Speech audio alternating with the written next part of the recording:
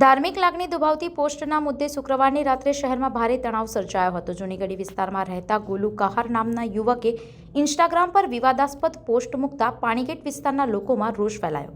ફરિયાદ કરવા લોકો સિટી પોલીસ સ્ટેશન પહોંચતા જ મોટી સંખ્યામાં ટોળું એકત્ર થયું હતું. પોલીસ અને સમાજના આગેવાનો ટોળાને સમજાવવાની કોશિશ કરી રહ્યા હતા, પરંતુ કેટલાક શખ્સોએ ટોળાની ઉશ્કેરણી કરતા પરિસ્થિતિ બગડી હતી. ત્યારબાદ ટોળું જૂનીગઢ તરફ ધસી ગયું અને મકાનો પર પથ્થરમારો, વાહનોમાં તોડફોડ તેમજ નવરાત્રિના પંડાલને નુકસાન પહોંચાડવામાં આવ્યું હતું. આ સમગ્ર ઘટનામાં ટોળાને ઉશ્કેરણી આપનાર મુખ્ય આરોપી મોહમ્મદ અનીફ ઉર્ફે બટકો અપુકરને સિટી પોલીસે ઝડપી પાડી આગળની કાયદેસરની કાર્યવાહી હાથ ધરી છે.